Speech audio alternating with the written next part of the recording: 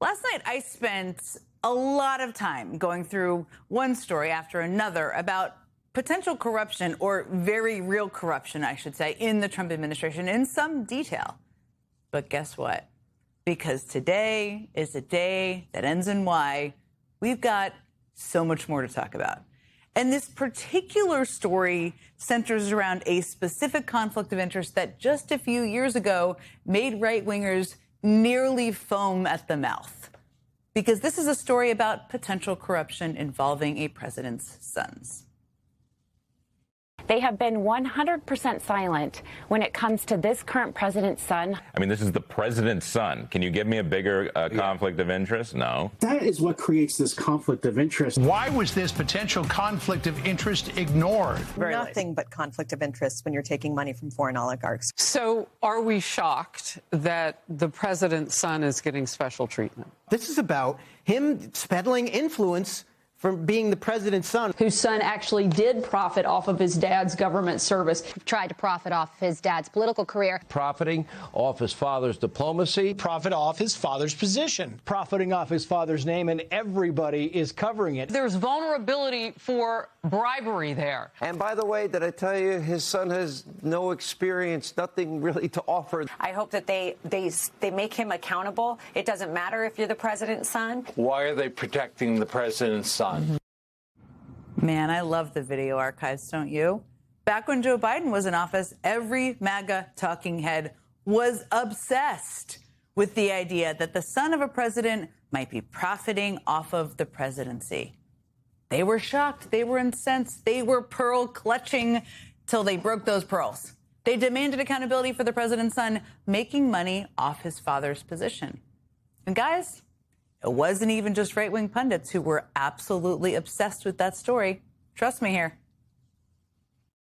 We now know that Hunter Biden is going to be able to meet with prospective buyers at 2 art shows where his paintings are going to be on display later this year. So does this White House not have any concerns about the photos that have emerged showing Hunter Biden at that gallery alongside prospective buyers? Okay, on another topic, was it common for President Biden to do favors for Hunter Biden's international business partners? On another topic, a lot of stories about Hunter Biden surfacing this week.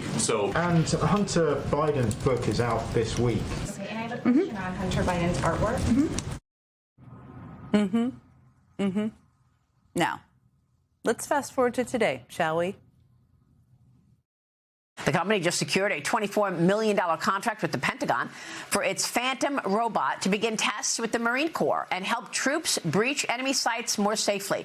Joining us now is Foundation Future Industries founder and CEO Sankat Patak and the company's chief strategy advisor, Eric Trump, President Trump's son. That's right. In the middle of a war that the president started, his adult son is the chief strategy advisor of a company that just so happens to be winning multi-million-dollar Pentagon contracts.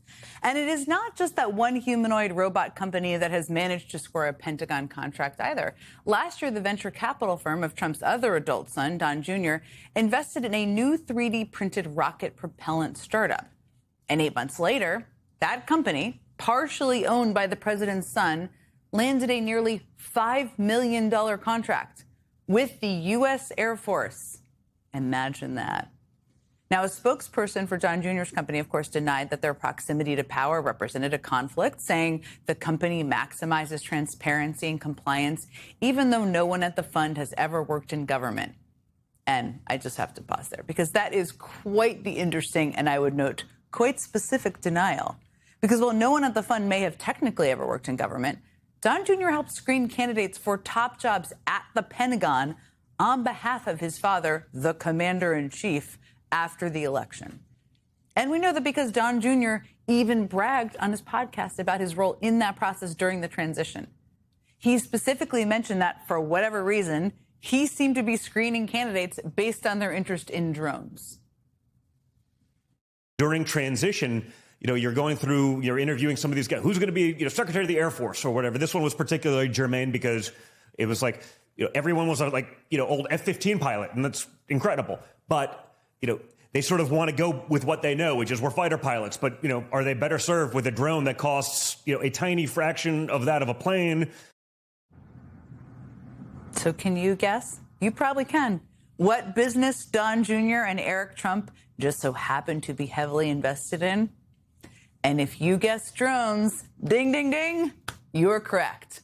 Both Don Jr. and Eric Trump are heavily invested in drone companies. Last year, a drone company called Unusual Machines gave Don Jr. 200,000 shares of its stock in exchange for his help as an advisor. And while company officials and Pentagon officials and Don Jr. himself have all said that Don Jr. has not reached out to the Defense Department about that company, the company has seen some notable success since they brought Don Jr. on. See, after that help from Don Jr. screening candidates for top jobs at the Pentagon, Trump ended up picking Dan Driscoll as his Army Secretary. And Dan Driscoll just so happens to have promised to revamp contracting efforts to speed up Pentagon purchases of, you guessed it, drones. And last year, while giving a speech to Army leaders and industry executives, Driscoll actually showed off a drone that the Army built using parts from the company Don Jr. is an investor in. He told the company, quote, across the Army, we will equip soldiers with these kinds of expendable drones. Now, that same day, the Army's 101st Airborne Division announced it intended to buy 300,500 drone engines from that company. It was the first major direct order the company had ever gotten from the Pentagon. And the company's stock jumped a whole 8% that day. Now, as eye-popping as all of that is, everything I have mentioned so far is just chump change compared to what might be coming.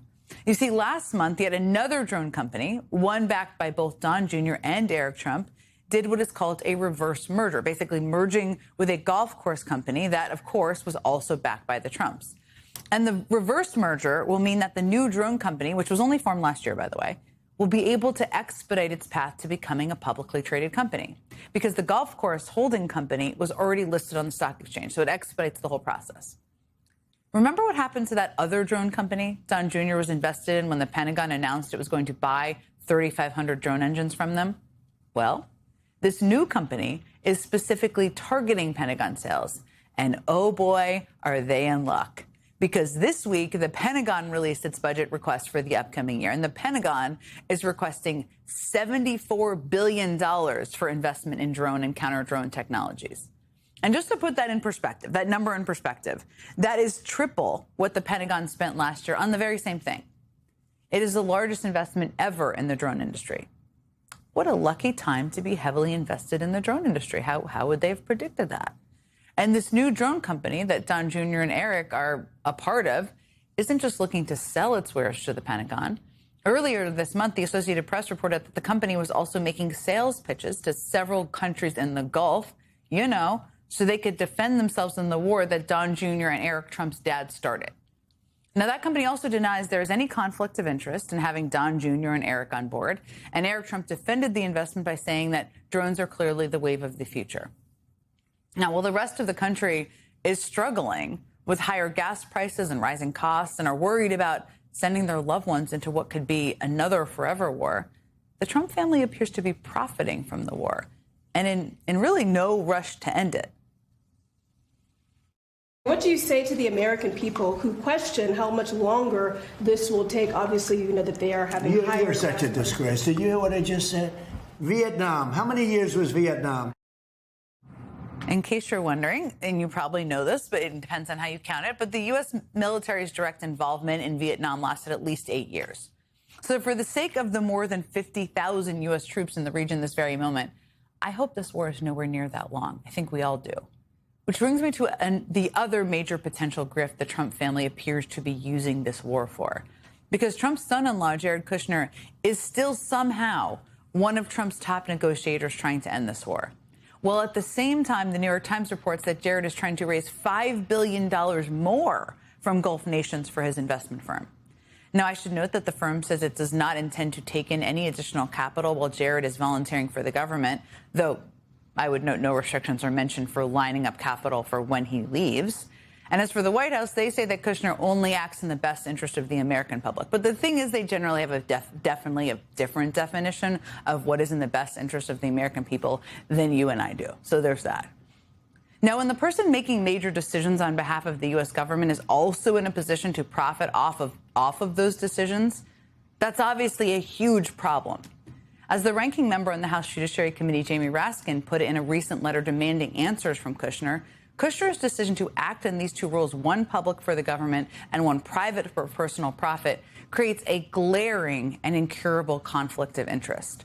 Raskin asked Kushner directly about his negotiations with Iran, asking, are you representing 100% the interests of your business partners in Saudi Arabia and other Gulf oil autocracies, or are you representing 100% the interests of the American people? Or is it a 50-50 split that you apportion in your loyalties between your official and corporate clients? To whom do your professional obligations and fiduciary duties belong? And those are all excellent questions.